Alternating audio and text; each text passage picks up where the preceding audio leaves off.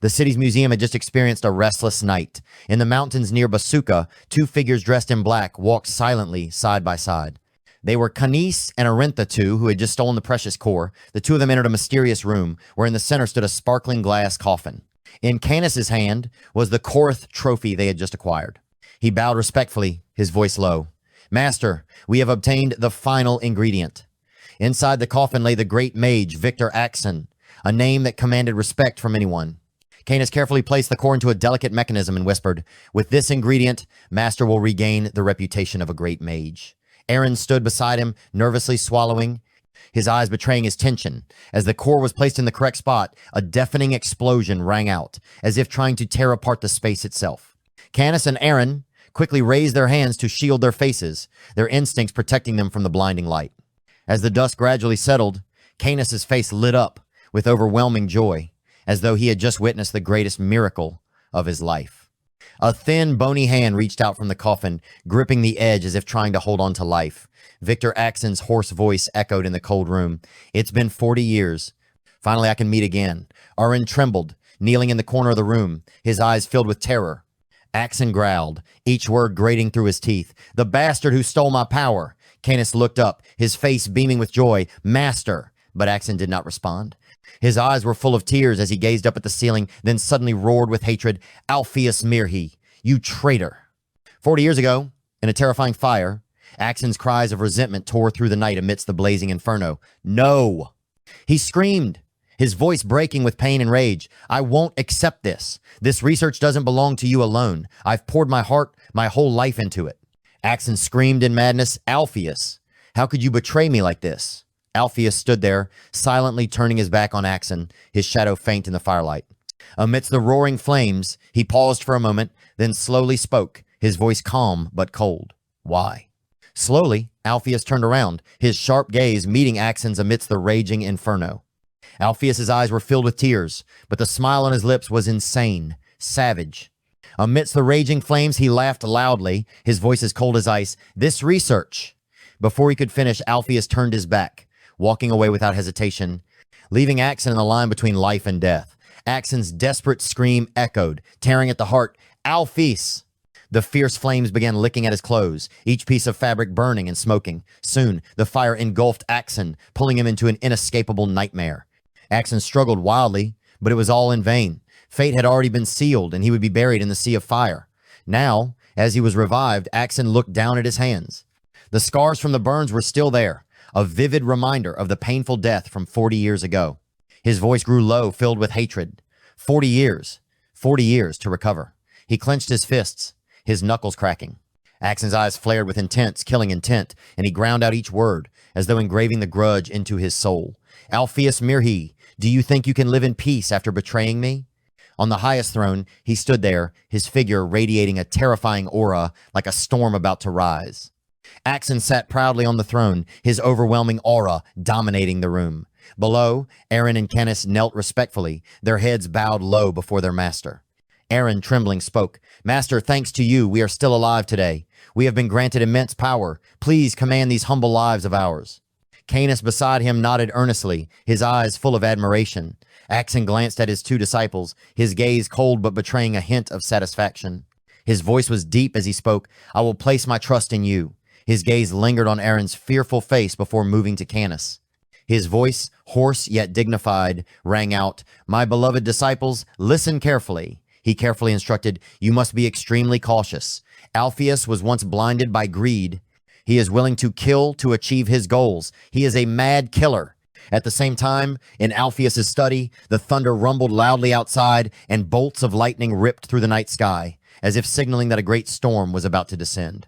The rain fell steadily, each droplet sliding down the glass window like tears from the sky. Alpheas slowly rose from his desk, his figure deep in thought in the dim light of the room. He walked to the bookshelf, his fingers gently gliding over the old books, lost in contemplation for a moment. Finally, Alpheas reached out and pulled a book from the shelf. Immediately, the bookshelf trembled slightly, splitting open to reveal a hidden, pitch-black passage. Holding a flickering oil lamp, Alpheas slowly entered the secret path, deep within the darkness. He placed the lamp next to an old picture frame, the faint light casting a glow on the face in the painting. Alpheas turned his head to look outside, where thunder and lightning were roaring. His voice was low as he muttered, "The sky is thundering." Then, as if speaking to himself, he gazed at the picture frame, his voice filled with pain. "Do not face me, old friend. Never forgive me." At the same time, in Basuka, dark clouds covered the sky, and the rain poured relentlessly, painting the city in a gloomy hue. In the grand hall of the weekly academic meeting held by the United Professors of the Kingdom, the most renowned figures gathered in groups, engaging in heated debates. The atmosphere was tense, as if forewarning of a great upheaval soon to come. While the grand hall buzzed with heated debates, Thad sat quietly in a corner, gently scratching his messy hair. He muttered to himself, "Now I understand why the professors keep trying to delay attending this meeting. How can they argue and debate for 3 straight days?"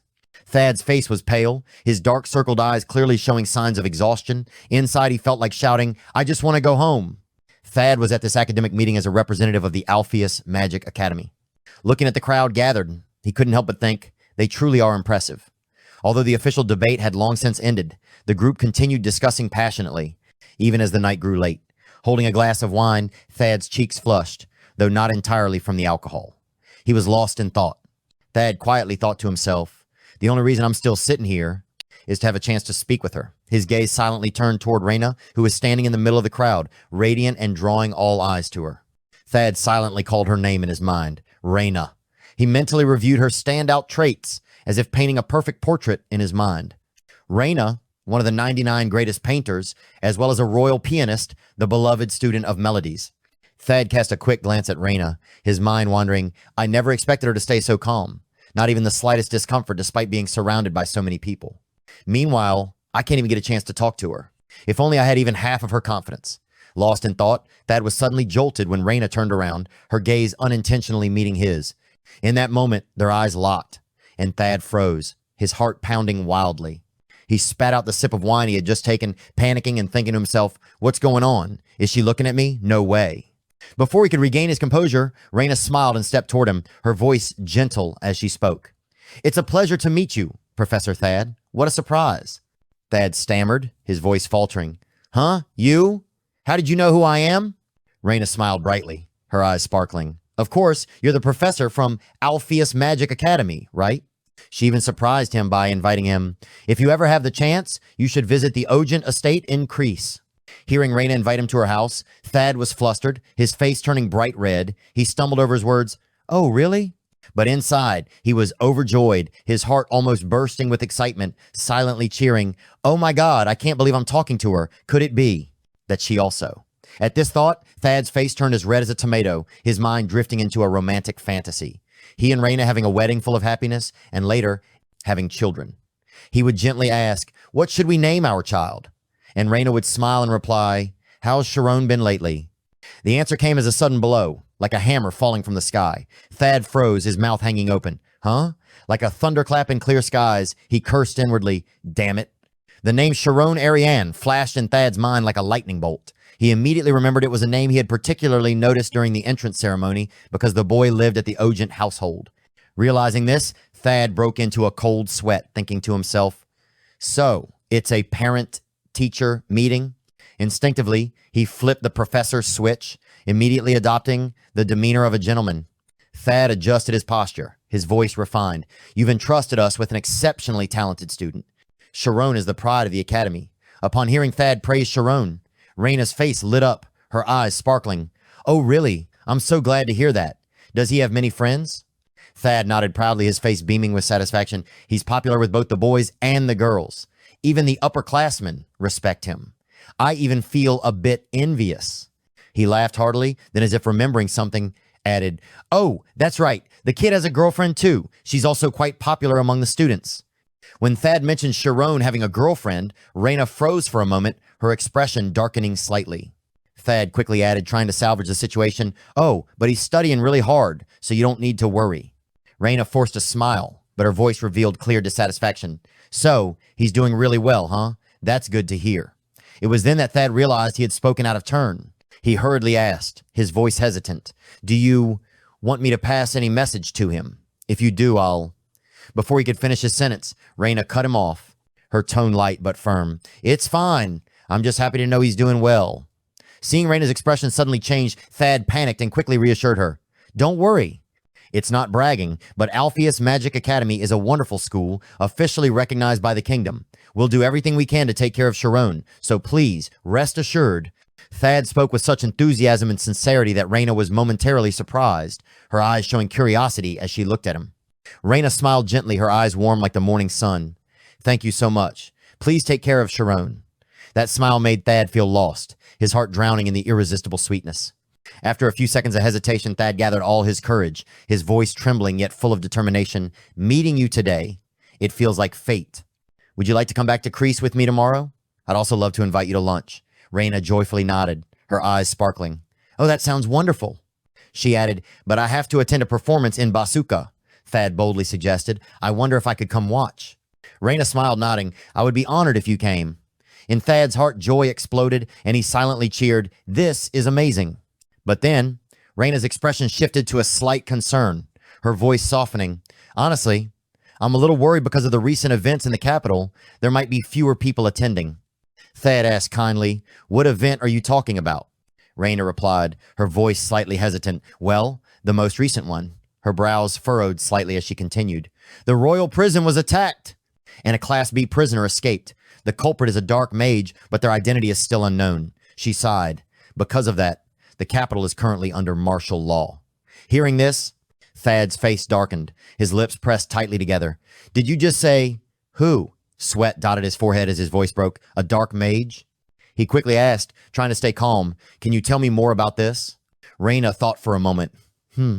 I've heard it was an old man with white hair, and her words landed like a hammer on Thad. In his mind, a figure appeared clearly. Everything around him seemed to go dark. He quickly bent down, his voice urgent. Excuse me, I have to leave right now. Raina looked confused, her eyes full of questions. Huh? Without hesitating for a second, Thad turned and hurriedly walked out of the grand hall. Raina quickly called out, her voice filled with concern. Thad, where are you going all of a sudden? Professor Thad. But he didn't look back, just rushed off like a gust of wind. As he ran, Thad muttered to himself, his mind spinning with the recent events. Dark mage. Escaped prisoner. He gritted his teeth, his eyes cold. There's no doubt about it. This is his plan. Damn it. Why does this always happen when I'm away? The night before, at the royal prison where the most dangerous criminals were held, a terrifying fire had erupted. Inside, corpses were scattered, the air thick with the stench of death. A man controlled by dark magic felt invisible hands tightening around his throat. He struggled desperately, but it was futile. In an instant, the dark power strangled his final breath. The black magic morphed into a sharp spear, piercing through the unfortunate man's body, ending his life in agony. The one behind these horrific deaths was none other than... It was Axen, along with his two loyal disciples, Canis and Arin. Dark magic possesses two core characteristics, absorption and fusion. Canis murmured his master's teachings, his eyes fixed on a tiny ant crawling on the ground. The darkness absorbs energy, then fuses it into a single attribute. He pondered, his gaze becoming distant, as if lost in a dream. Canis extended his finger, blocking the path of the ant. In his mind, serious thoughts swirled. The dark energy that my mental power receives can only cause light damage. At that thought, the dark magic within Canis suddenly surged. A wave of black energy shot out, instantly crushing the poor ant. But then he realized the other ants were scrambling in panic, trying to escape from him as far as possible. They bravely overcame the dark magic's shadow until they found the light. In that moment, Canis realized a truth. Darkness cannot defeat light. Just then, a low, aged voice came from behind him. Well done, Canis. The unexpected voice made Canis start quickly spinning around. In front of him stood Axen, his figure towering in the darkness. Canis bowed his head slightly, his voice respectful. Master. In his heart, Axen was not only a teacher, but also a benefactor, the one who saved him and Arin from hell, the Great Mage Axen. Axen looked at Canis, his voice low. If you try just a little harder. At that moment, Axen slammed his staff onto the ground. Immediately, a surge of dark magic erupted, spreading across the ground like a raging wave. No matter how far the ants crawled, they were devoured by the overwhelming power. In an instant, the darkness completely dominated, leaving no light behind. In Canis's ears, Axen's hoarse but authoritative voice rang out. You will be able to drown the light. Hearing his master's words, Canis smiled an eerie smile, his eyes flashing with intense, killing intent. That devilish grin and the dark, brooding look had followed Canis since his childhood, growing stronger with the years, until today, when they became an inseparable part of him. Canis was now a teenager, but the darkness in his soul had not faded in the slightest. Before him, bodies lay scattered. The anguished cries of the victims echoed, "Help me." The desperate screams only stirred the demon within Canis. He acted with brutality, killing without any emotion, his eyes as cold as ice. The agonized screams reverberated everywhere. Save! Canis's magic turned into sharp blades, piercing through the victims' bodies, leaving them mangled beyond recognition. Watching his older brother act with such cruelty, Arin stood behind him, softly speaking, his voice full of concern. "Canis, this has nothing to do with avenging Master. Is it really necessary to go this far?" Hearing Arin's words, Canis didn't turn around. He simply replied, his voice as cold as the biting wind, "Arin, all I need to do is trust Master." The corners of Canis's mouth curled slightly, and he turned to look at Arin, his gaze sharp yet filled with certainty. "You know, Master never does anything without purpose." Hearing her brother's words, Arin lowered her eyes, her voice soft. I understand now, Canis." But in her eyes, Canis seemed to transform into a demon with a cruel smile, sending a shiver down her spine. Axen, Canis, and Arin stood there, coldly, witnessing the bloody slaughter. After eliminating nearly all of the guards, the three of them slowly entered the prison. The royal prison, built as a fortress, seemed impenetrable, but Axen simply waved his hand. Immediately, the sturdy iron bars shattered into pieces like dry branches. The prisoners inside were freed, one of them staring wide-eyed in astonishment, exclaiming, "Your skill is incredible." That prisoner smirked, speaking rudely to Axen, "Thanks a lot."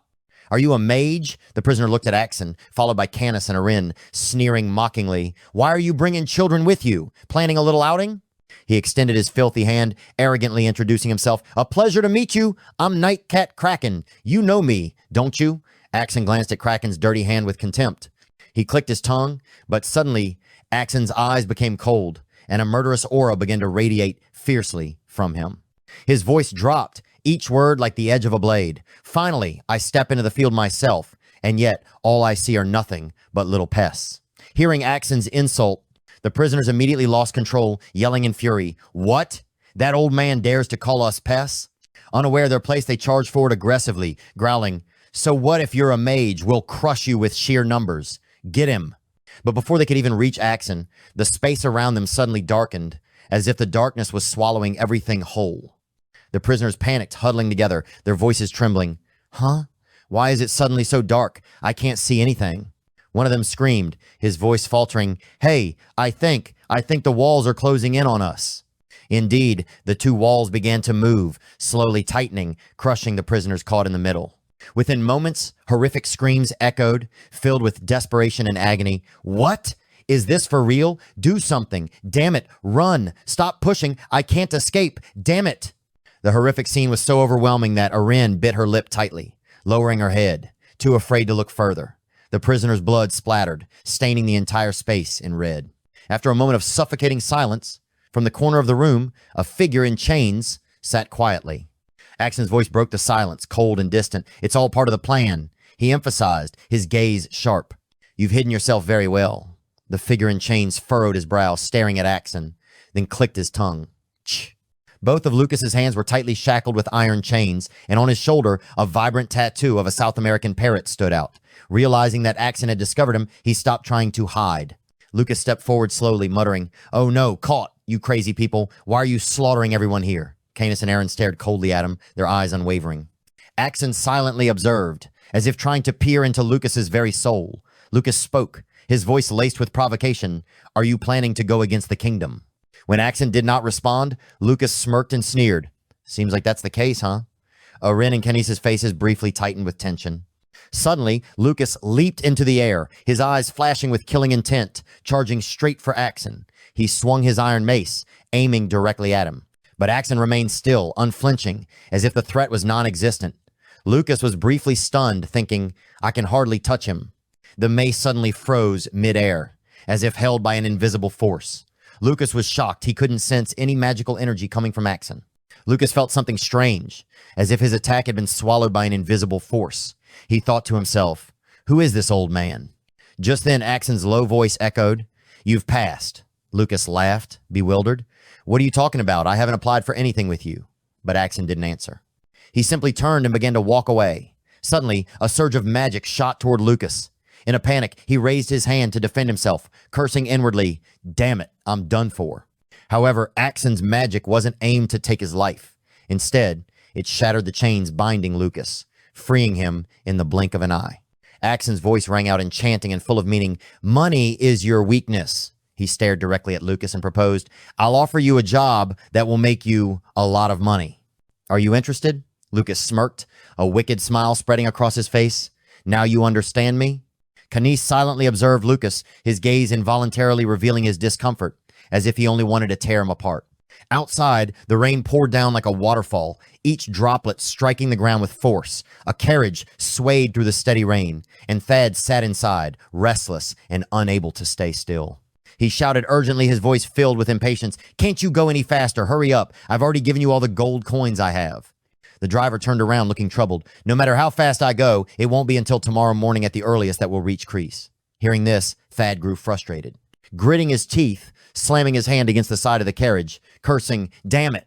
The driver outside could only shake his head helplessly, muttering, God, what am I doing at this hour? Inside the carriage, Thad held his forehead, his mind in a whirlwind. He furrowed his brows, muttering to himself. Axen was freed from the royal prison last night. Next, he'll surely appear to take revenge for what happened 40 years ago. I need to quickly inform Master. At the Alpheas Mage Academy, the stormy night added to the desolation and gloom of the scene. Lucas, now wearing a new outfit, shivered and complained, It's so cold. Standing high above the academy, he grumbled, With rain like this, do I really have to do this? Canis stood beside him, his voice as cold as ice. Stop complaining. He glanced at Lucas and curtly added, Just do what was agreed, Lucas. Lucas smirked, sneering. You'd better reward me handsomely. But then he continued to grumble, If I'd known you were going to do something crazy like ambush a whole magic academy, then... While Lucas was mumbling incessantly, Axen silently ascended into the air, his cold eyes surveying the entire Alpheas Academy. His gaze was filled with intense hatred, as if he wanted to burn everything to the ground. Beneath the torrential rain, Lucas was still grumbling, I wouldn't have followed you if I had known. But Axen, hovering in the sky, paid no attention to Lucas's words. In the rainy night, his figure resembled a nightmare, poised to descend upon the academy. Axen silently observed Alpheas Magic Academy from above, his gaze filled with a dense, killing intent, as if he wanted to pierce through the night. The rain fell relentlessly, adding to the academy's eerie, cold atmosphere. Below, Lucas crossed his arms, looking displeased, muttering, Damn it, I've got nothing better to do. That's why I'm following them. They promised me a huge payout. But really, what's this if not treason and rebellion? He glanced over at Aaron and started a conversation. Hey, you don't look like someone cut out for this kind of thing. Lucas smirked, teasing. You're too beautiful to be involved in dirty business like crime. Have you ever thought about joining me instead? Hearing Lucas tease his younger sister, Canis couldn't hold back and immediately cut in, his voice as cold as ice. Lucas, your job is to watch the hostage. He snarled, reminding him, Just do the job you were hired for. Lucas raised an eyebrow, looking at Canis with a challenging look. All right, calm down. But where's the hostage to watch? Ha! So who is this hostage? Lucas asked with a smug tone, his voice dripping with provocation. Canis, not wanting to argue with him, gave a brief response. You'll find out tomorrow morning. Canis's indifferent attitude only made Lucas more frustrated. He clicked his tongue, his eyes clearly showing disdain. But Canis wasn't fond of Lucas either. He harbored his own displeasure, silently thinking, why did Master bring someone like him along? Suddenly, a cold, eerie voice crept into Lucas's mind, as if it were invading every corner of his thoughts. The voice hissed each word, full of authority. Don't ask questions. All of this, everything, is by his will. His will, none other than the Great Mage Axen. In the pitch-black night, with the rain pouring like a waterfall, Axen's dark magic silently enveloped the entire Alpheas Academy like an invisible net tightening around everything. At the same time, in the royal library, dust-covered ancient pages recorded a long-lost secret. Everything in the universe has its own weight. Because of this, the perfect symmetry of the universe had been broken. And due to countless coincidences, thanks to these coincidental events, the world we know has become vibrant and full of color. Amidst the towering piles of books in the royal library, Need, with dark circles under his eyes from staying up late, suddenly shouted, So, this world wouldn't exist without weight, right? Need, a fifth-year student, his hair a mess like a bird's nest, jumped up excitedly, his voice full of enthusiasm. No, more importantly, why was there weight to begin with? I suspect it just suddenly appeared like, boom! He turned to Shirone, his eyes blazing as if he had just uncovered the secret of the universe. Sitting across from him, Eriki, also a fifth-year student, lazily sprawled on the desk, responded half-heartedly, well, just wait, or something like that. Need couldn't stand his friend's indifferent attitude and yelled, are you serious? You mean to say God created everything, right? What's wrong with you? Are you feeling lightheaded? Do I need to stuff some pastries in your mouth to wake you up? But Haruki just yawned, completely ignoring Need, as if his outburst was nothing more than a passing breeze. Iruki lazily picked his nose and sighed. Well, I just said whatever. Not like I actually know anything. He looked up at the ceiling of the library, where the golden light from the overhead lamps shimmered, his voice tired, tinged with a hint of helplessness. We've spent all this time in this library, flipping through everything about weight, but in the end, we still don't understand anything more. There are things beyond human comprehension. Iruki sat up, propped his hands on the desk, and offered his opinion. I think we've approached it as best we can from an omniscient perspective. With that, he turned to Shirone, who lay motionless among the pile of books, seemingly lost in his own world. Haruki softly called out, Shirone. When he didn't respond, he asked again, from your omniscient perspective, what is weight? Shirone remained silent, not saying a word, seemingly deep in thought about something. According to ancient texts, the omniscient ability of a mage allowed them to form objective viewpoints, seeing through the very essence of all things. Not biased, but the omniscient power of a mage carries a deeply personal aspect. Shirone, also a fifth-year student, heard Haruki's question and lazily pulled the book away from his face. He furrowed his brow, his voice thoughtful. It's a bit hard to put into words, but... Shirone paused for a moment, his mind drifting back to the extraordinary experience of connecting with immortal energy. In that instant, he reached out, and shimmering, mystical crystals fell into the palm of his hand. In that moment, an intense feeling surged in Shirone's mind-dust sensation of existence itself. Need and Haruki spoke in unison, their eyes alight with curiosity. Existence? Shirone nodded. Yeah, I felt a will to exist, a burning desire. He described, his voice filled with passion. It was as if it was trying its hardest to make sure that anyone, anywhere, would know of its existence. Hearing Shirone's words, Eriki rubbed his chin, his eyes sparkling with intrigue. That sounds really profound. A burning desire to prove its own existence, Need suddenly shouted, cutting through the train of thought. What about this? Shirone blinked, confused. Huh? Need excited, his eyes sparkling. Shirone, your omniscient ability. He eagerly suggested, what if we call it the particle of the divine? Hearing Need's idea, Shirone's eyes immediately lit up. Haruki also sat up, nodding. That's a good name. Makes me want to ponder it more. Shirone nodded in approval. This name is perfect for what I've been thinking about. It's brilliant. Flattered by the praise from his friends, Need beamed, grinning widely. Really awesome. Then the omniscient ability will become even more powerful, easier to imagine. Shirone tightened his magical energy in his hands, murmuring the name Need had just coined, Particle of the Divine. He smiled, his voice filled with determination. Now I'll research it even more. The next morning, the dawnlight filtered through the library windows, but a great storm was silently approaching the Alpheas Academy. The gentle rays of the morning sun poured down on Alpheas Magic Academy, casting a warm glow over the campus.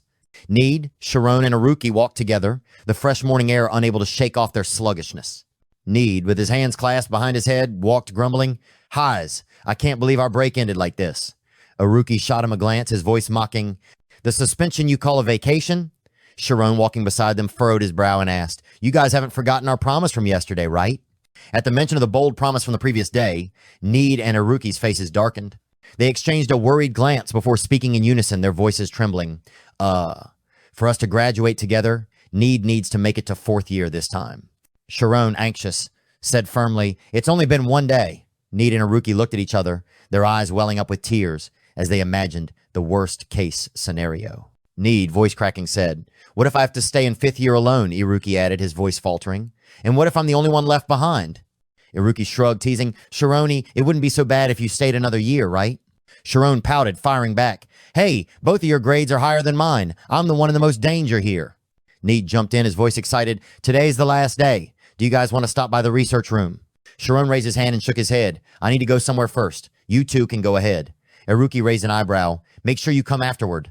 Breaking away from Need and Haruki, Shirone walked slowly, his gaze lifting to the endless blue sky above. He fell into a moment of reflection. 6 months ago, I was just an ordinary student, nothing special. And now, I know about the particle of the divine and have gained such valuable friends. The gentle breeze swept through, caressing Shirone's golden hair, making his heart flutter. He remembered the time walking beside Amy, her bright smile like sunshine on a summer day. He's my boyfriend, Amy had once proudly declared to everyone about Shirone. That beautiful memory played in slow motion, one frame after another, in Shirone's mind. He recalled the moment when he brought a large basket of apples to give to Amy, his smile shining brightly. Because of you, I've come this far. I want to thank you properly. Amy, surprised, her eyes wide, had asked, Huh? What? Apples? Then that night, when Shirone, Need, and Eruki played pranks to scare the whole school, Amy had secretly watched him, her eyes sparkling with admiration. And there was that fateful evening when she cried, trembling as she told him, From now on, don't call me senpai anymore. Looking back, Shirone felt immense gratitude for Amy, who had guided him and helped him become the person he was today. Now, in the advanced class lecture hall, the students were preparing to enter class. Amy and Siriel, as usual, walked side by side. Suddenly, Shirone appeared in front of them, his warm smile shining like the morning sun. Amy, Senpai Siriel! Shirone suddenly appeared, startling both Amy and Siriel, causing them to jump in shock. He flashed a bright smile, gently asking, Did I scare you too? Sorry about that, I just wanted to surprise you. Shirone looked a bit embarrassed, his gaze dropping to the 2 coffee cups in their hands, his voice soft. Thank you, Amy. Thanks to you, I. But Amy cut him off, her voice cold and distant. Why are you speaking to me so familiarly? Shirone was stunned, confused. What? Siriel also looked at him, her eyes filled with contempt. Do you even know where you are? She glared at him, her words dripping with hostility. I have to give you credit for your courage, hanging around the graduation class. But aren't you crossing the line? You're a student, so focus on your studies properly. Siriel turned to Amy, her tone frustrated. Let's go. I thought we could have some peace for a while. With that, both of them turned and walked away without looking back, leaving Shirone standing there, bewildered and hurt. Shirone stood there awkwardly calling out, Senpai, Siriel, Amy. He panicked and ran after the 2, his voice faltering. Are you angry with me because I haven't visited in a while? Siriel suddenly turned around, forcefully shoving Shirone, causing the 2 cups of hot coffee to spill onto the ground. She yelled loudly, her voice filled with anger. I tried to let it go, but this is called stalking. Do you understand? Get lost while I'm still being nice. If you don't want to be disciplined, then get out of here now. Each of Siriel's words cut like a sharp blade straight into Shirone's soul. He trembled, stammering, unable to speak. No way. Shirone was lost, his heart aching. Why were they suddenly treating him like this? He couldn't understand, couldn't grasp it. Seeing Shirone's pitiful state, Amy gently tugged on Siriel's arm, speaking softly. That's enough. Let's go. The lunch break is almost over. She cast one last glance at Shirone, then walked off with Siriel, leaving him standing there in the middle of the schoolyard, his heart heavy with pain. Shirone shook his head vigorously, unwilling to believe the truth. Lies, he mumbled, struggling to stand up, his legs trembling. Lies. He turned around and ran, those 2 words repeating in his mind like an obsessive refrain. Siriel watched Shirone's retreating figure, frowning as she said to Amy, He's so weird. Looks so innocent, but he's incredibly stubborn. She patted Amy's shoulder, trying to comfort her. Don't worry too much. You already have a handsome boyfriend. But as soon as Siriel said that, she herself felt something was off. Amy blinked in confusion, asking, Who? Who are you talking about? At that moment, Shirone, like a lost soul, ran aimlessly, not paying attention to his surroundings. Suddenly, he collided with Mark. Mark pushed Shirone away, his face irritated. Hey. But reflexively, Mark immediately bowed his head, respectfully saying, I'm sorry, senpai. Shirone was stunned and quickly exclaimed, Mark, you don't recognize me? He hastily explained, It's me, Shirone. We took the teleportation test together. Hearing Shirone's words, Mark furrowed his brow and answered vaguely, yeah. He scratched his ear, his gaze evasive, stumbling over his words. I'm not sure, but, sorry for not recognizing you. Shirone stood frozen, unable to believe his ears. He asked in shock, You really don't know me? Just then, Sheena's voice called out from afar, Hey, what's going on? Shirone recognized her voice and quickly turned around, his eyes pleading, Professor! Sheena blinked in surprise and exclaimed, Oh my. She looked at Shirone and asked, puzzled, Who are you, a new student? I've never seen you before. Her words hit Shirone like a thunderbolt, leaving him stiff. She continued, curious, What's your name? Mark, seeing Shirone's unfamiliarity, clenched his fists, his posture threatening. He glared at Shirone and snarled, Who's this? Around them, other students began to gather, whispering, I've never seen him before. Who is this guy? The whispers spread, and Shirone found himself standing in the center of a growing circle, overwhelmed by a heavy sense of confusion and loneliness. Suspicious. Is he a thief? Who the hell is he? The students buzzed with whispers, pointing at Shirone. He suddenly screamed in pain, then turned and ran. Mark immediately shouted, "Stop, catch him. He's highly suspicious." Shirone ran, tears streaming down his face. He shook his head frantically, repeatedly denying, "This isn't real. This is a lie." His legs kept moving, as though he were trying to escape the harsh reality. Lie, lie, Shirone told himself, trying to convince himself not to fall apart. He bolted to the group meeting room, pushed the door open with force, and gasped for air. Inside, Need and Aruki were sitting. Shirone rushed in, his voice panicked and choked with sobs. "Need, Aruki, you know me, right? It's Shirone." Tears poured down his face, his eyes pleading for a glimmer of hope. But Need's expression suddenly darkened. He looked at Shirone coldly, his voice distant. "You. How did you get in here?" Aruki glanced at him, his eyes filled with unfamiliarity, asking, "Who are you?" In that moment, Shirone felt like he was falling into an abyss of despair.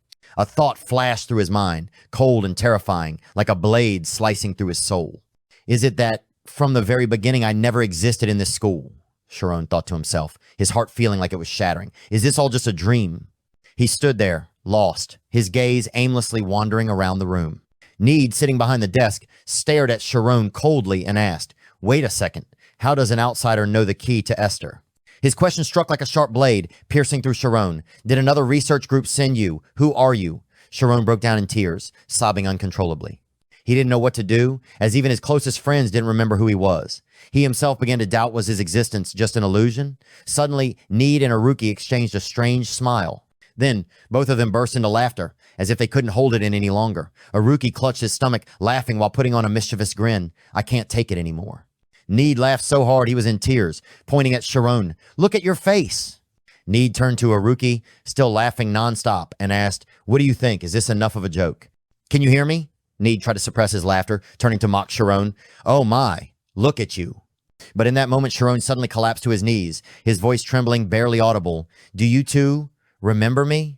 Seeing Shirone drop to the ground, Need and Aruki panicked. Need quickly stood up and rushed to his side, worried. "Shirone, why are you crying?" Aruki stepped forward as well, his voice filled with concern. "What's wrong? What happened?" Need gently patted Shirone's back, speaking softly. "I'm sorry for teasing you, okay? Don't cry anymore." After Shirone explained the situation, Need slowly began to understand. He furrowed his brows and asked again, "No one remembers you? What do you mean?" Aruki sat beside him, unable to hide his surprise. "That's strange. Even Professor Sheena said the same?" Shirone buried his face in his hands, sobbing softly. "When I looked into their eyes, they didn't lie. They really don't remember me."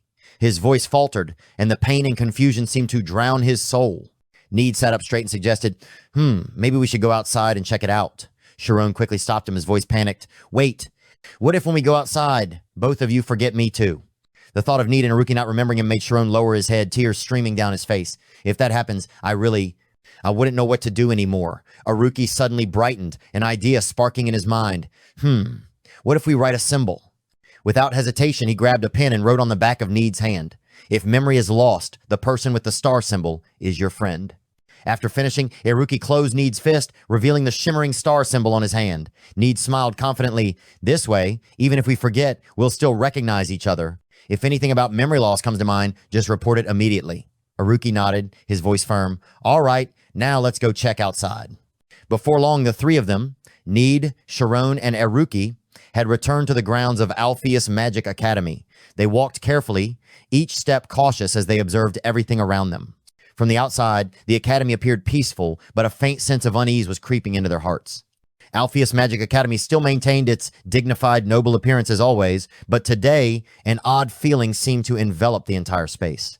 As Need, Shirone, and Aruki approached the school gates, they all froze in unison, exclaiming, What on earth is going on here?"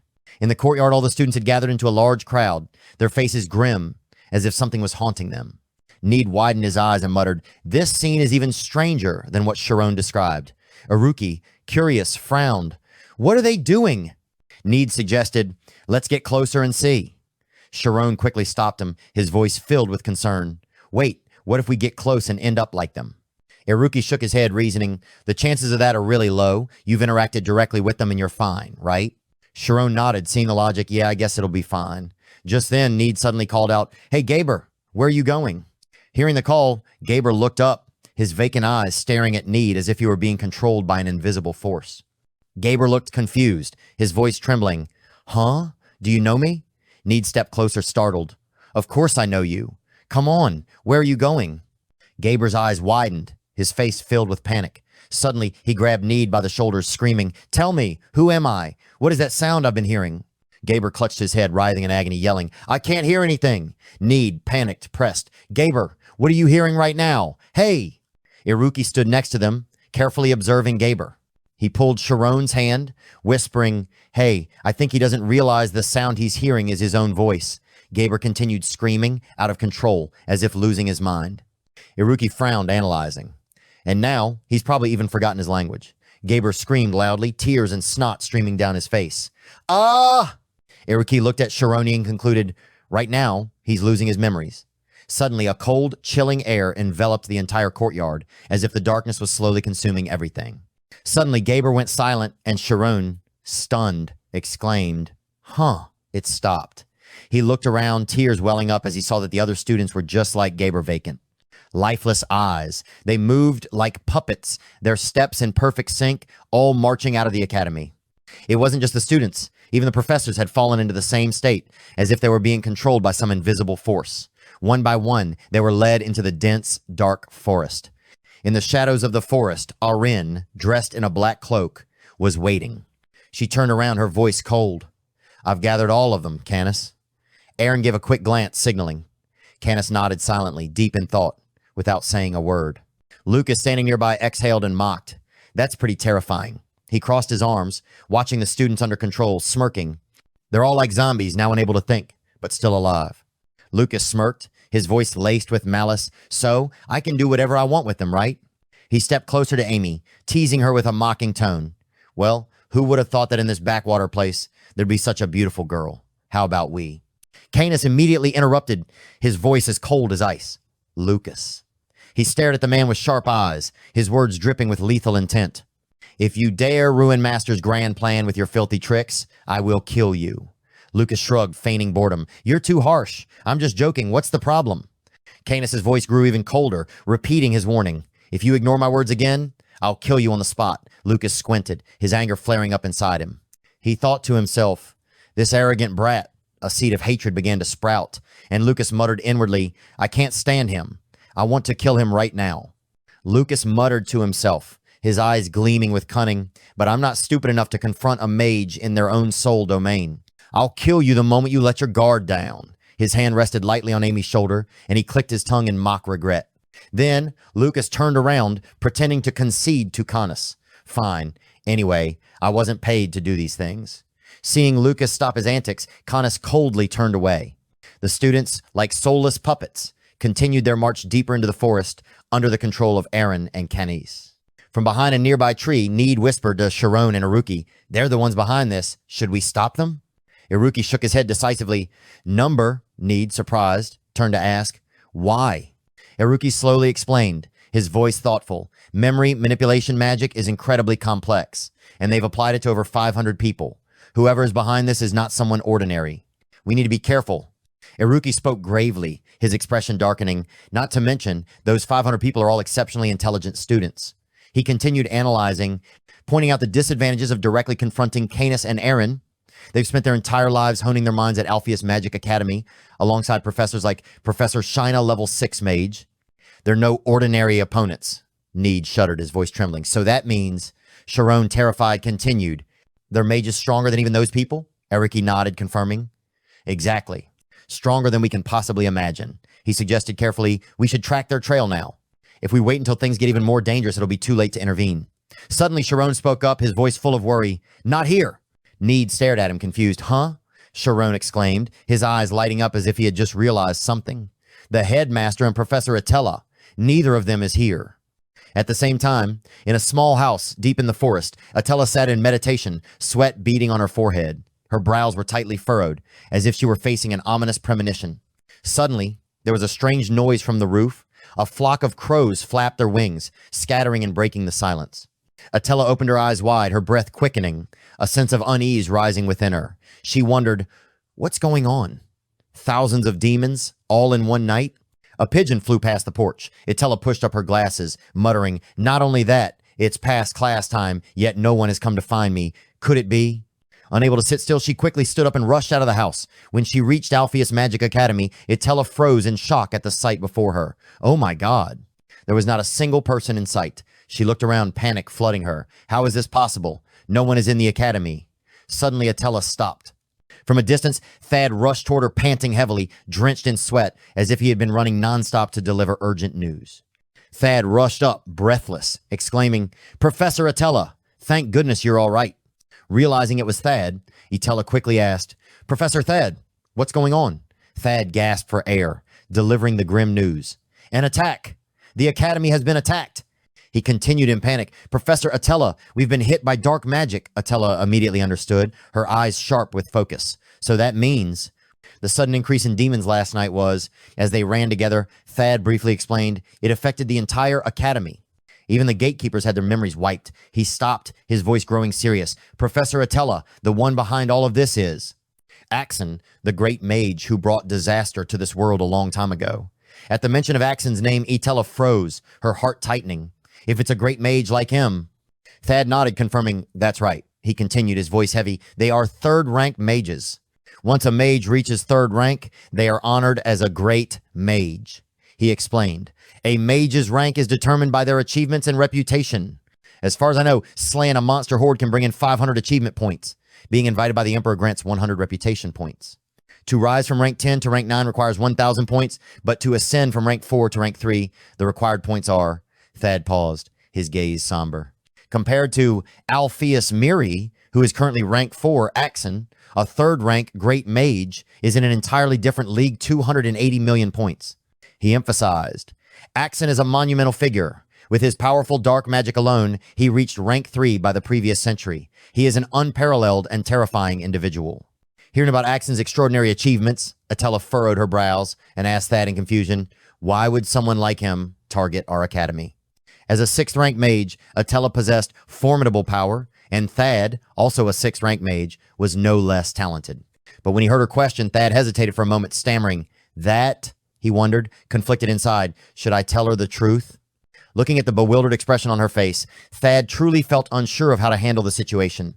His thoughts drifted back to a few years ago when he was reviewing Etella's application to decide whether or not to hire her as a professor at the academy.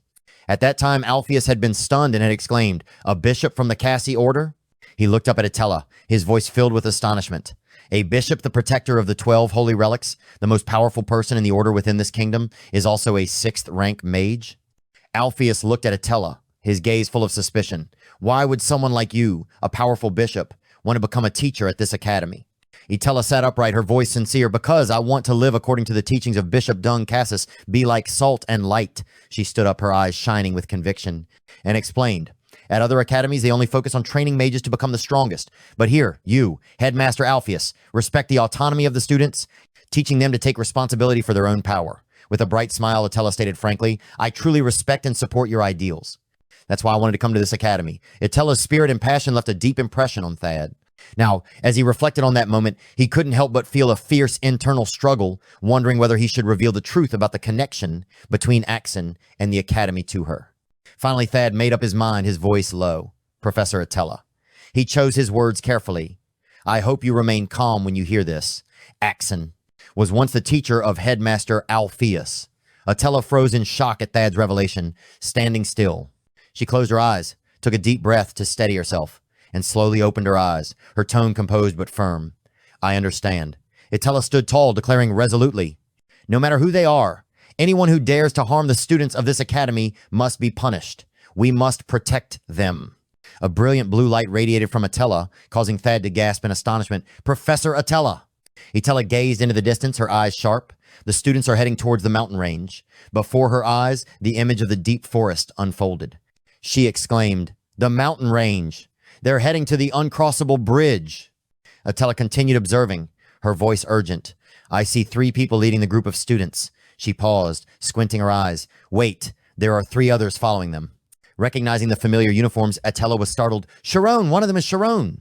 On Shirone's side, the 3 of them, Shirone, Need, and Aruki, were hiding behind a dense cluster of trees, trying to stay quiet. Need whispered, full of confusion, "Why are they bringing everyone here?" He furrowed his brow, troubled. The uncrossable bridge. Are they planning to push everyone down the cliff? Need angrily growled. What? How dare they do that? Iruki frowned, analyzing. Normally, pushing them down the cliff wouldn't benefit either side. But then he lowered his voice, his eyes sharp. Unless they're using everyone as hostages. I'll go get help right now. Need quickly grabbed Iruki's arm, his voice panicked. Calm down, look at those people being controlled. If we act rashly, things could get worse. Shirone remained calm, his voice steady. Even though the headmaster isn't here, we still have Professor Thad and Professor Etella. I'm sure someone is already aware of the situation and has called for help. However, he emphasized, but if they intend to harm the hostages before help arrives, we'll have no choice but to fight. Hearing Shirone, Need, and Iruki exchange glances and nodded in agreement. Iruki murmured thoughtfully, fighting them is a huge risk.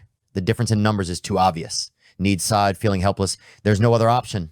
We'll just have to wait. Shirone observed the scene, remarking, it looks like they don't plan to push everyone down the cliff just yet. He narrowed his eyes, whispering, look, they seem to be waiting for someone. Below, in the darkness of the forest, Canis, Arin, and Lucas stood silently, their cold eyes fixed on the horizon, as if waiting for a terrifying figure to appear. Lucas suddenly shouted, pointing at Canis, hey, Brad, why hasn't your boss shown up yet? He yelled, pointing at the group of students, don't you know how precious time is in this situation? Do you want everyone to die waiting like this? Canis glared at Lucas, his eyes cold. He answered slowly, his voice low, we can't begin until we get Alpheas out. The only thing you need to worry about is your contract. It had been a long time since they last heard from their leader, but they still hadn't appeared. Canis glanced at Arin, silently conveying, I don't know, it's already way past the scheduled time. An uneasy feeling began to rise within him. He thought to himself, I don't doubt the leader, but I really don't understand. The leader is the one who has longed for this moment more than anyone else. Why hasn't the leader shown up? Canis muttered, full of doubt. Not to mention, Lucas's sudden shout cut through his thoughts. Damn it! If it's like this, at least let us have some fun. Everything's still fine, right? Canis gritted his teeth, trying to suppress the rising anger within him. He thought to himself, why did the leader choose this idiot for the mission? Unable to hold back any longer, Canis spun around, yelling, you piece of trash. Lucas immediately exploded in fury, his rage burning fiercely. He shouted, huh? You looking for a fight, you bastard? He hissed through his teeth, furious. You think I'm joking with you? Lucas's power erupted, a terrifying aura radiating from him, causing Arin to flinch. She thought to herself, the eye of death. It's too strong, enough to paralyze the central nervous system of a human. Canis knew well how formidable this skill was. Only those who had committed countless crimes could possess it. He narrowed his eyes, ready to face Lucas. The tension in the air between them felt like it was about to erupt into a fierce battle. Canis looked at Lucas with disdain, his heart full of hatred. He thought to himself, in Latham, where I grew up, I met countless scum who treated others like cheap goods. Narrowing his eyes, he insulted Lucas outright. You're just like them. Lucas, scum like you are everywhere in Ladum. Hearing Canis's harsh words, Lucas let out a savage laugh, his eyes flashing with danger. Now I understand why I hated you from the start. He stood with his hands on his hips, taunting. You think we're different? Yeah, I'm scum, but you have some noble purpose, right? Lucas smirked, his tone dripping with contempt, glancing at the students. These zombies, they've lost their minds, but their bodies still function. He paused, staring at one student lying on the ground, drooling, then casually said, and when they don't eat, drink, or sleep, they'll slowly die. Lucas sneered, his voice full of mockery. Even if we don't throw these people off the cliff, what does it matter? Suddenly, he grabbed Sheena by the throat, his eyes filled with cruelty. This is what I feel. He lifted Sheena off the ground, watching her struggle in desperation, and uttered venomously, isn't this what you wanted, to kill them all right here? Canis immediately countered, his voice sharp and cold. We didn't bring them here to kill them. They're hostages. Lucas laughed cruelly, his eyes flashing with disdain, and that's exactly why I want to reduce the numbers. Sheena's legs flailed wildly in the air. Lucas showed no mercy, continuing, because when this is over, he gritted his teeth, declaring in a sadistic tone, everyone involved in this will be a murderer. Arin watched the scene, her gaze briefly filled with reluctance. Canis narrowed his eyes, his killing intent surging. He growled, questioning sharply, dare you go against the rules you set, Lucas? Lucas smirked, his voice dripping with disdain. Killing a girl is truly shameful, but suddenly a strange distortion occurred beneath his feet. A terrifying explosion erupted, the immense pressure causing Arin to quickly raise her hands to shield herself. Canis, however, stood perfectly still, unaffected, as if the explosion hadn't touched him at all. Iruki, with his hands glowing with magical energy, clicked his tongue. Tsk, he mocked to Lucas, his voice full of contempt. I thought at least one or both of your eyebrows would be blown off. Lucas dropped to one knee, growling, Who the hell are you two? Suddenly, a flash of light shot up from behind, streaking straight into the sky. Shirone appeared, rescuing Sheena from Lucas's grasp. He gritted his teeth, his eyes burning with fury. Shirone roared, his voice full of rage, I won't forgive you. Canis interjected, his eyes sharp as ice. Who the hell do you think you are, interfering in this? Canis narrowed his eyes, his voice laced with suspicion. And how did you manage to escape the mind control spell? Meanwhile, deep within the dense forest, at the entrance of a dark cave, a lone figure emerged. It was Axen. He paused, slightly surprised. Standing before him was Etella, her gaze unwavering. Axen spoke coldly. Is it just you who came here?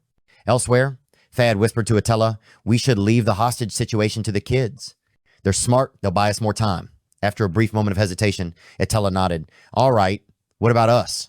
Thad responded immediately without a second thought. We need to find the headmaster. Etella tensed slightly, but her voice remained resolute. Then my task is clear. Thad furrowed his brow, almost pleading, Professor Etella, please.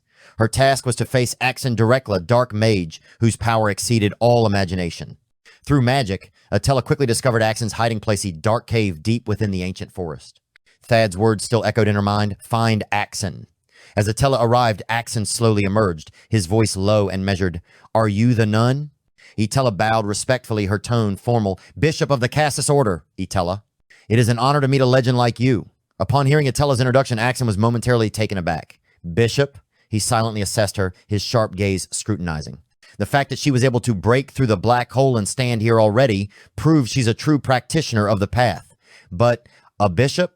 Axen found it hard to believe, as throughout his life, the bishops he had encountered were all elderly men. He immediately realized Etella was a genius. She surpassed the eightfold path, reaching the peak of sainthood at such a young age. Axen murmured, his eyes flickering with a mix of curiosity and caution. Axen suddenly burst into laughter, his voice raspy. Just as I expected, this world is truly fascinating. His eyes suddenly gleamed with intense killing intent, and his voice grew low and menacing. Where is Alpheas? Where is he? Etella went straight to the point, her voice sharp. If you're trying to stall, it's pointless, she analyzed. Last night, you used a very powerful magic, so I'm sure you're not at full strength now. The only thing you can do is wait for the nightfall. Axen fell silent, staring intensely at Etella, his gaze as if trying to pierce through her. Etella straightforwardly proposed, if you lift the spell you've placed on the students right now, I'll allow you to face the headmaster.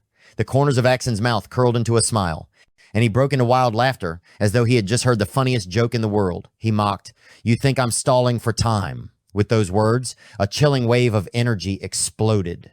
Etella gasped and looked up in horror. Enormous darkness was spreading as if it were about to swallow the entire forest. A swarm of trees suddenly erupted from the ground, intertwining tightly and trapping Etella within a living prison.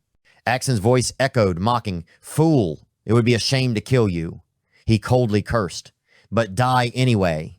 Immediately the strange trees lunged forward, as if they intended to devour Etella. On Shirone's side, Lucas smirked, taunting Canis. Perfect plan, huh? He sarcastically blamed, you ignored my warning, and now look, here come the three witnesses. He glanced at Need, Shirone, and Iruki, who were helping Sheena, and yelled, what a ridiculous plan. Taking the opportunity, Lucas bargained, if you pay me more, I'll take care of this for you. What do you think? Canis clicked his tongue, his eyes filled with disdain. Arin used her dark magic to communicate with Canis. He whispered, I'll handle them. But Arin quickly interjected, her voice firm, let me. Canis coldly commanded, let me handle it. He glanced at Arin, his eyes sharp. You take care of the hostages. I can handle this alone. Lucas plopped down on a nearby rock, crossing his arms with an air of watching a drama unfold. Sure, go ahead. In his mind, Lucas silently cursed Canis and Arin. Idiots. Fighting like this, they'll have to pay the price sooner or later. Canis stepped up to the group of Shirone, his voice flat. How did you manage to avoid the mind control magic and get here? Need burst into laughter. Ha ha. Avoid? We broke that dark magic with our own strength. Canis smirked, clearly not believing him. Ridiculous. If that were true, you wouldn't be standing here in this state. He began channeling his magic, speaking as he did. Time's running out, Canis growled, provoking. Let's rush in together. Need tried to appear strong, growling. That magic has no effect on us. The tension in the air was like a taut string. and a fierce battle was about to erupt between Canis and Shirone's group at the edge of the forest. Iruki whispered to Shirone, his voice filled with concern. His killing intent is terrifying. Shirone subtly signaled Need. Need, take care of Shayna. He slowly gathered his magical energy, his gaze sharp. If it's dark magic, based on the principle of mutual opposition, my magic has the advantage. Shirone assigned roles. I'll face this one. You two handle the swordsman. Need looked worried. Alone? Wouldn't it be better to attack together? The swordsman doesn't seem like he's planning to intervene. Sure enough, Lucas sat on the rock, indifferent, as if he didn't care about the fight. But Shirone carefully cautioned, that guy, no matter what he says, don't lower your guard. He pushed an innocent person off the cliff. He emphasized, and he's very strong. Shirone could clearly feel the terrifying killing intent emanating from Lucas. Lucas glanced at Shirone, thinking to himself, this kid, quite troublesome. He's adapting to the situation quickly. Iruki silently assessed Shirone's words, nodding, you're right. We need to be careful with him. The tension in the air thickened, and the battle between Shirone and Canis was about to erupt. Shirone was right. Lucas seemed easy to deceive. Watching Shirone's back, Iruki felt more confident, thinking to himself, but when it comes to real combat, he seems to transform into someone else. Shirone stepped forward, moving toward Canis, who also advanced, his eyes cold as ice. Two opposing magical forces, light and darkness, collided violently, creating a tense energy field. Shirone suddenly stopped, muttering, what is this? In front of him, Canis's eyes were lifeless, almost unnerving, like an abyss with no bottom, sending a chill down Shirone's spine. He realized, I can't read his intentions. As Canis moved forward, darkness spread in his wake like a curtain that swallowed the light. He unleashed a powerful surge of dark magic, aiming straight at Shirone. Without hesitation, Shirone raised his hand, unleashing Fat Kwang Tara, brilliant beam of light. The light and darkness clashed fiercely. Shirone was shocked. The lights being blocked? His Fat Kwang Tur was suddenly suppressed by Canis's dark magic. Pushed back, Shirone gritted his teeth but didn't give up. He gathered his energy and cast Fat Kwang Tur once more. The light flared up violently, determined to shatter Canis's darkness. Shirone's magical energy erupted, charging straight at Canis. But, like before, the brilliant light was completely consumed by the darkness. Need screamed in shock. What's happening? Even after being hit by the light, the darkness isn't weakening. Canis stood there, his expression calm, as if unaffected by the attack. Shirone gritted his teeth, sweat beading on his forehead. There's a power gap between us. Is it large enough to break the laws of nature? Canis's voice was cold and full of contempt. You think you can rely on the principle of opposition with your half-baked skills? Shirone froze, his heart pounding. Could it be? He thought, his eyes flashing with determination. So what if it is? Shirone focused all his will, channeling his magical energy. A terrifying wave of power exploded from him, glowing as brightly as the sun. Canis extended his hand but suddenly felt a surge of panic. Something's wrong, he thought to himself. Let's see if it's stronger. Suddenly a forceful shockwave hurled Canis backward. He screamed in fear. What is this? It was only at that moment that Canis realized Shirone's power was far beyond what he had anticipated. Canis fell to the ground, still not understanding what had just happened, muttering, right now. What just? Arin, witnessing Canis being thrown back by the terrifying force, screamed in panic, Canis! She was stunned. The light pierced through the shield, and he was knocked away. Need and Iruki stood there, mouths agape, unable to believe their eyes. Lucas was also frozen in shock, thinking to himself, what kind of monster is that kid? The scene shifted to Etella, standing next to a colossal ancient tree. The sky was dark and overcast, with howling winds. A flock of birds flew wildly in all directions, as if fleeing from something terrifying. The ancient trees seemed to come alive, their branches twisting tightly, surrounding a girl. She looked terrified, her eyes frantic as the branches spun around her. Crash. It seemed as though the tree had swallowed her whole. Inside, Etella struggled to observe, searching for an escape. Suddenly, Axen's voice echoed, cold and mocking, foolish. It's useless. An aged figure appeared, and Axen pointed at Etella, his voice dripping with contempt. Die! He swung his arm, sending countless sharp tree branches flying at an unimaginable speed. Etella observed, a shiver running down her spine. It's pitch black around me, but she quickly regained her composure, thinking, if I use empathy magic. The eerie branches came rushing toward her, aiming to pierce her body. Suddenly, Etella's body glowed brightly. A powerful surge of light erupted, dispelling the fear. Without hesitation, she charged straight into the oncoming barrage of branches. Thanks to her superior speed, Etella skillfully dodged every attack, moving like a flash of lightning through the darkness. Axen's voice rang out, tinged with surprise. Impressive. But before he could finish his words, his tone turned cold. However, the darkness, from the shadows, hundreds of eerie hands appeared, reaching toward Etella, as if they meant to suffocate her in the endless night. The darkness surged forward, and the eerie hands rushed toward Etella from all directions. Axen's voice echoed throughout the space, as though emanating from the very shadows. This time, his attack had an effect. Two of Etella's legs were restrained by the demonic hands, squeezing tightly. Still, she remained calm, spinning around, her sharp eyes searching for a way to counterattack. But as soon as she finished her spin, she was briefly stunned, thinking to herself, a punch. If I teleport now, my legs will be crippled. Without hesitation, Etella closed her eyes, focusing on releasing her inner strength. The dark hands kept coming, relentless and unyielding. She murmured, "Then I'll accelerate my upper body." Instantly, a reflection of her body flashed, as if her real form had separated. With that, Etella spun again, delivering a powerful kick toward the oncoming fists. The kick landed precisely, knocking them back with force. She landed gracefully on the ground, her posture full of strength and power. The force of her explosion was so immense that it created a deep crater where she touched down, sending debris and dust flying in all directions. The earth and rocks scattered in all directions as Axen's ancient voice rang out once more, dripping with mockery. As expected from a Cassis bishop, if you weren't teaching at this small academy, you might have become a significant figure. Etella stood there, sweat dotting her forehead, her breathing heavy. Axen continued, his voice biting. Yet Alpheas never said a word, hiding your remarkable talent to steal all the credit for himself. Before Etella's stunned gaze, an old man with snow-white hair appeared. Gone was the benevolent figure of the past, and now Axen exuded a terrifying killing intent, like a deadly storm about to break.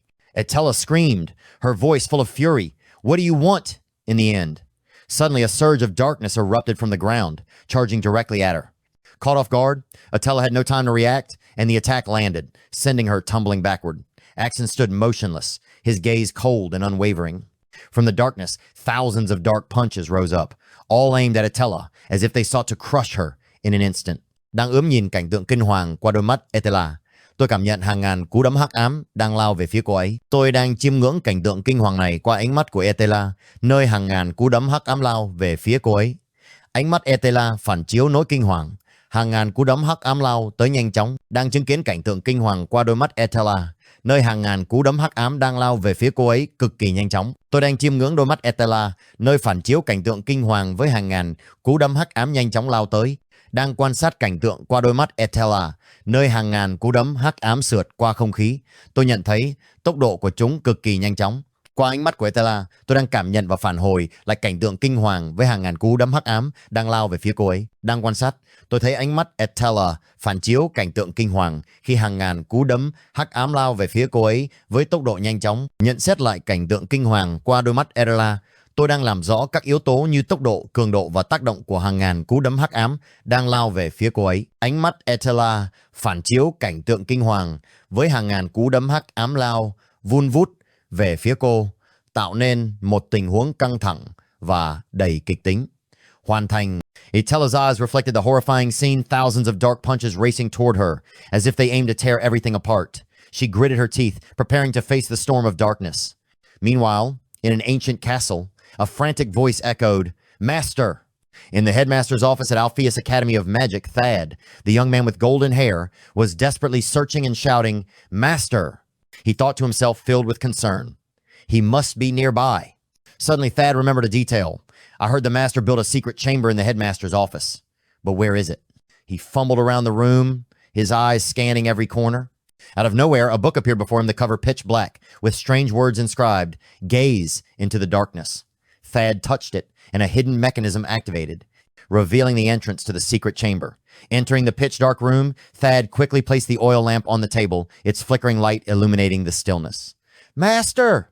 His voice echoed, but only silence responded.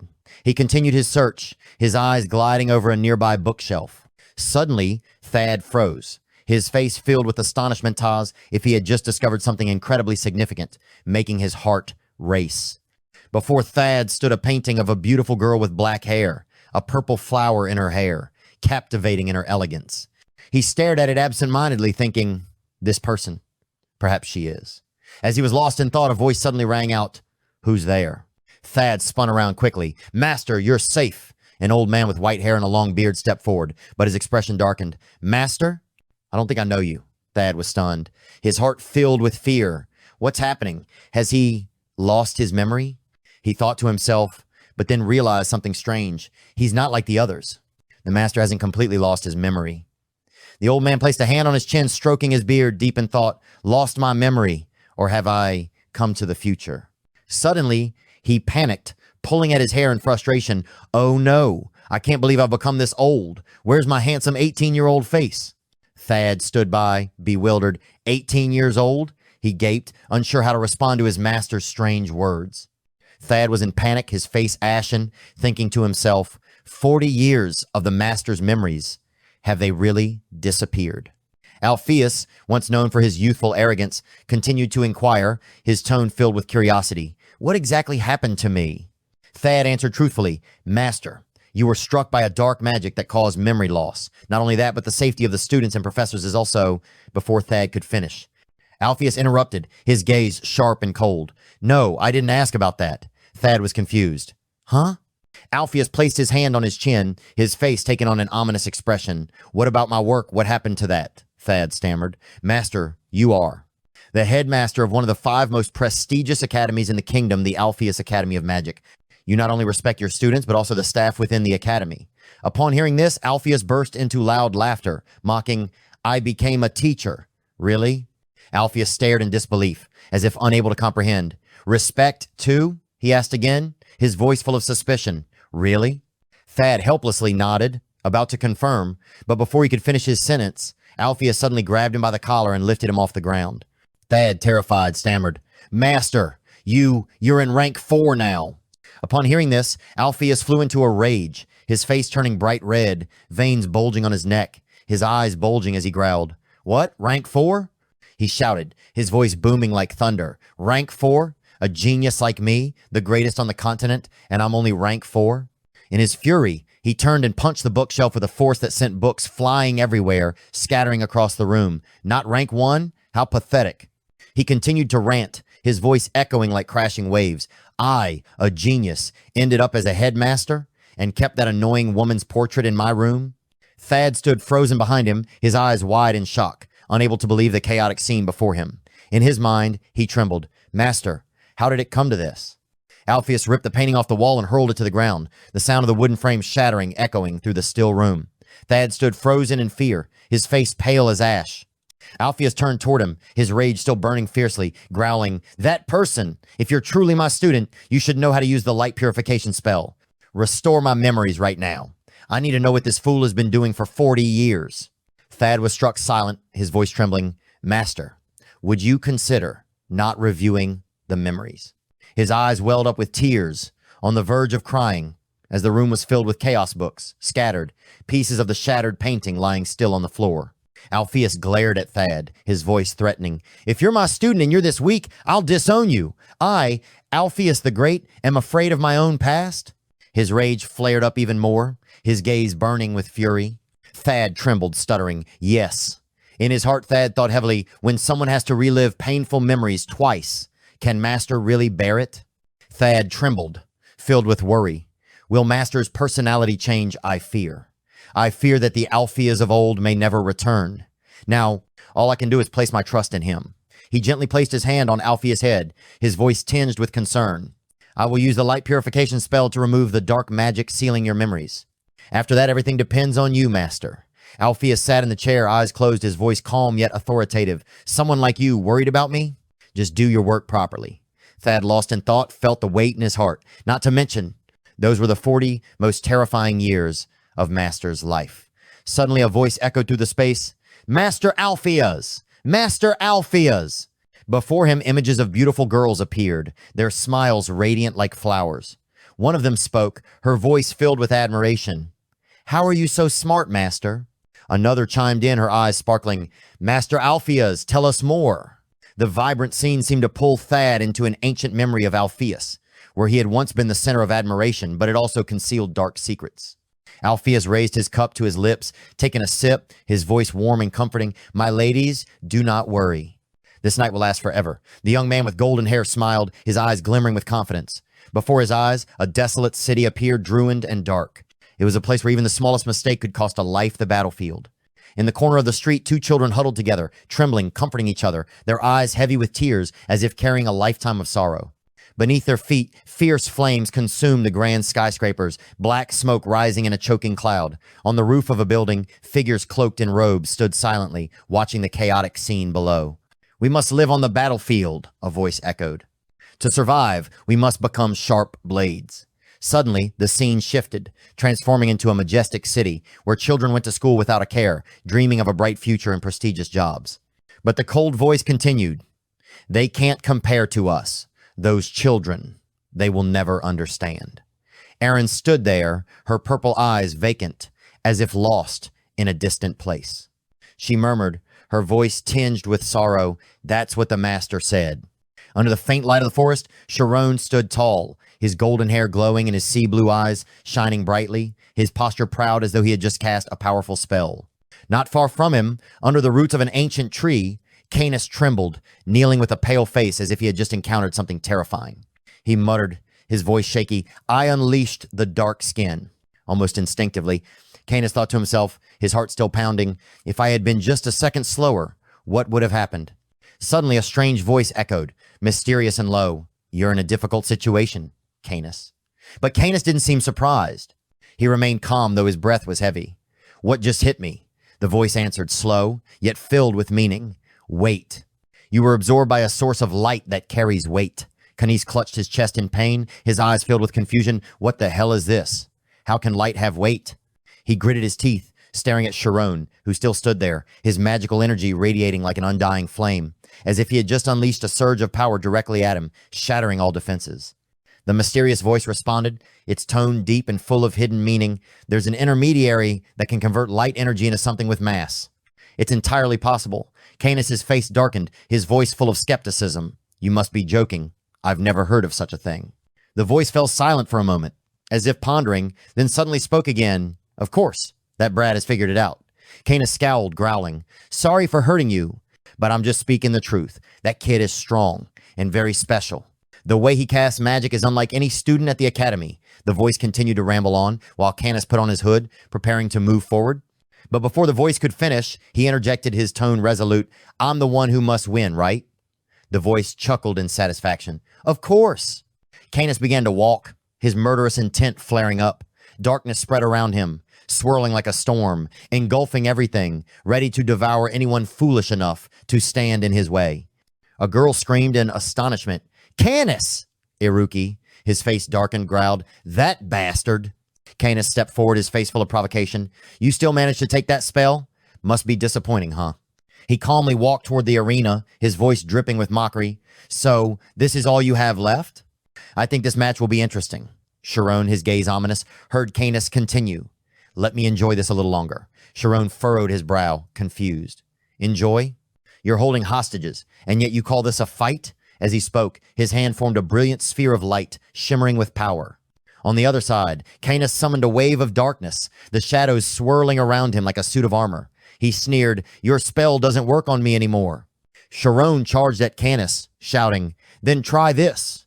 Canis slammed his palm into the ground, causing an explosion that shook the earth, creating a large crater, with numerous cracks spreading out, dust and debris filling the air.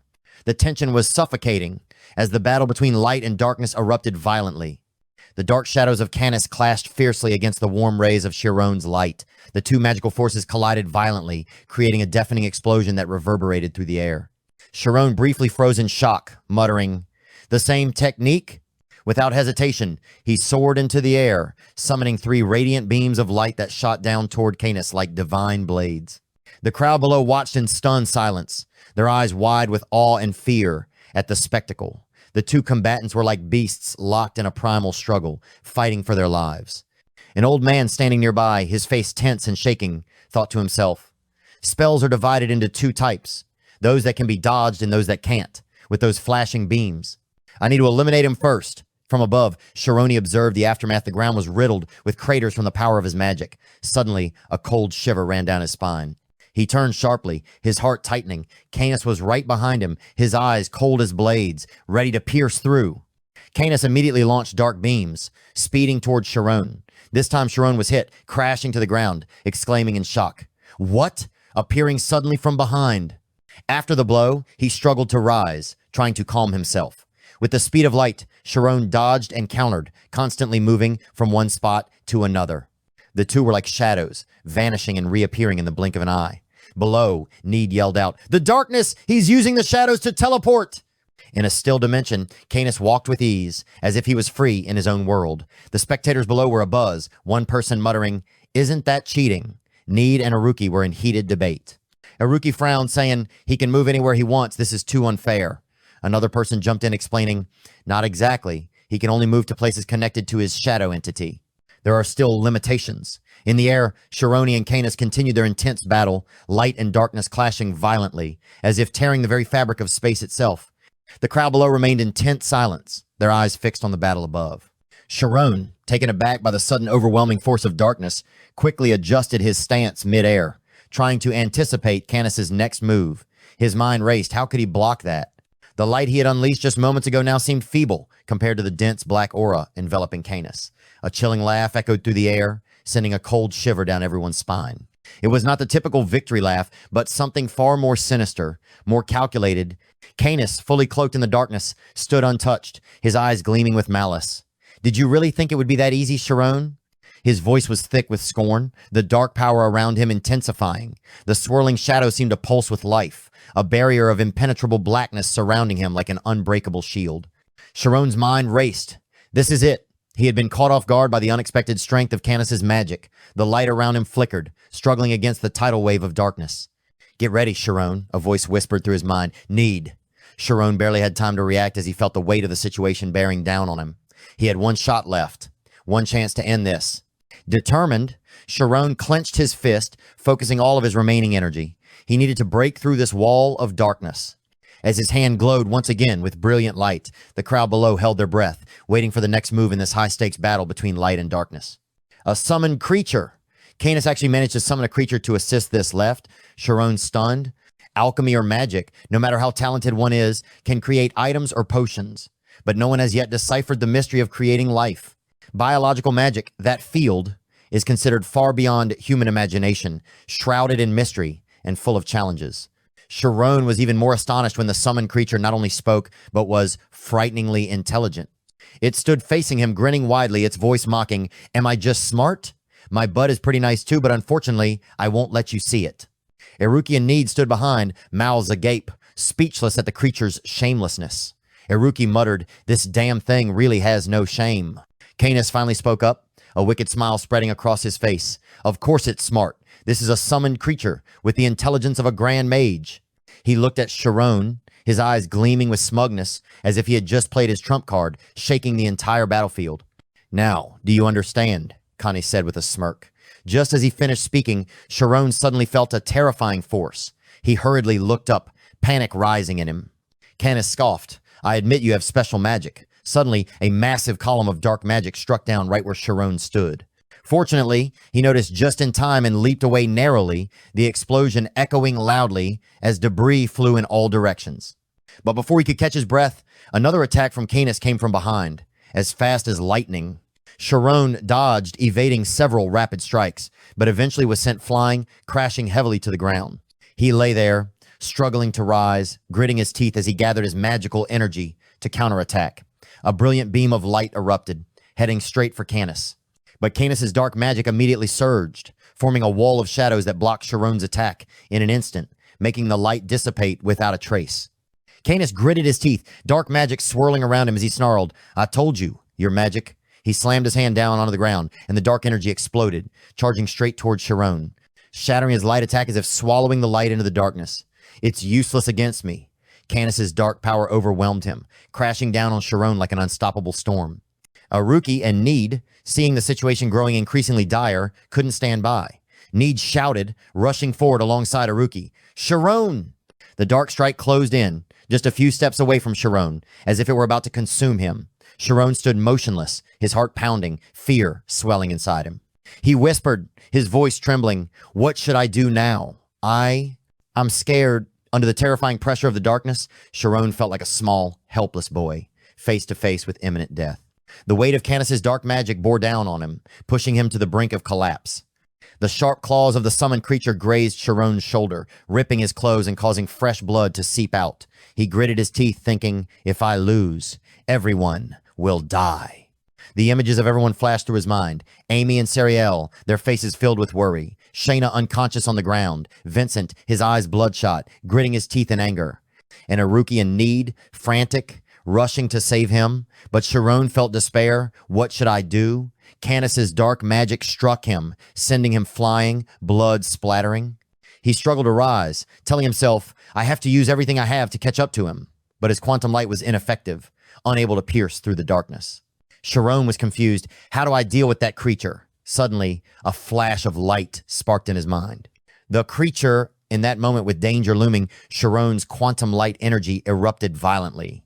His face contorted in pain, his teeth grinding as he roared, veins bulging, blood staining his face.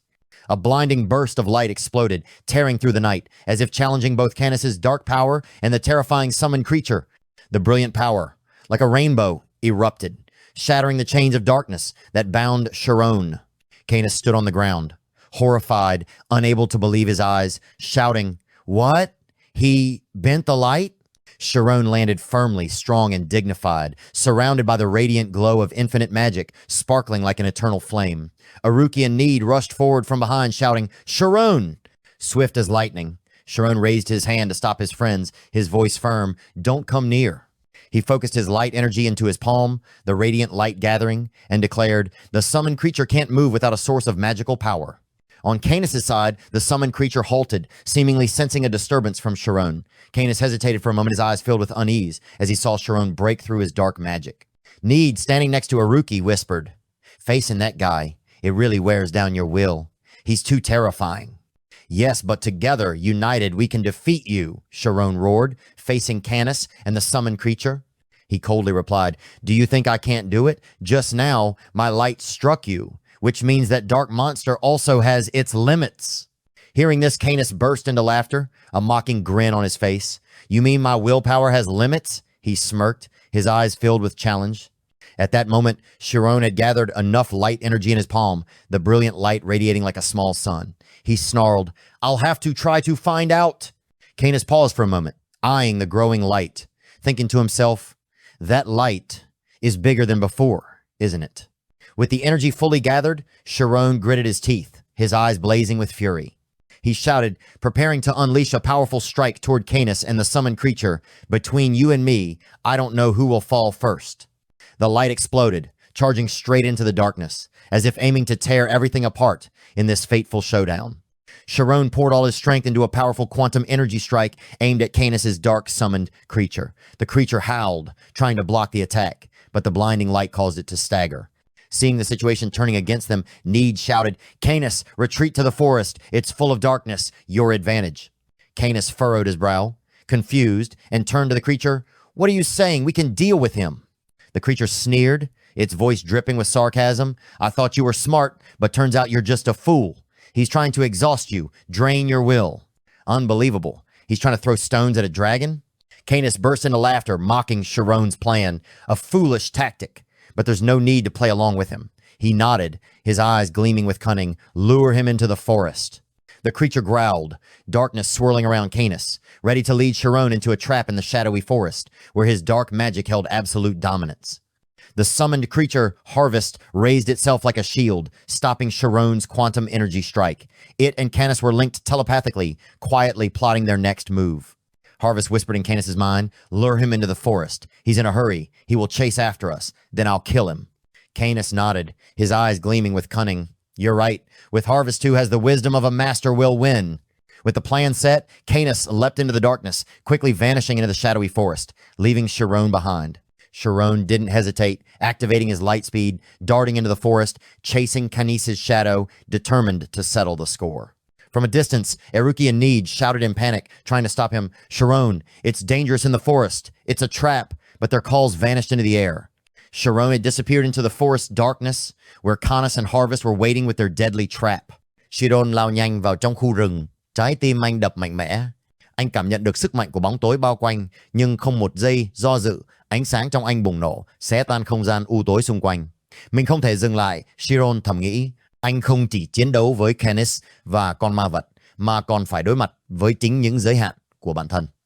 Càng chạy sâu vào trong khu rừng, ánh sáng của anh càng mờ dần. Mỗi bước đi dường như càng đưa anh vào một thế giới xa lạ và nguy hiểm hơn. Bóng tối như có sự sống, đuổi theo anh với tốc độ chóng mặt. Nhưng trong lòng Shirone, một niềm kiên cường dâng trào. Anh không thể để mình thất bại, không thể để sự tuyệt vọng xâm chiếm. Đột ngột từ trong bóng tối, một tiếng gầm vang lên, khiến không gian xung quanh trở nên tĩnh lặng. Đó là tiếng của Harvest, con ma vật, như một con quái vật săn mồi sắp sửa vồ lấy con mồi. Shirone kịp thời phản ứng, tạo ra một quả cầu ánh sáng khổng lồ ngay trước mặt, khiến nó phát ra ánh sáng chói lòa. Nhưng con ma vật không hề nao núng, ánh mắt nó lấp lánh sự độc ác.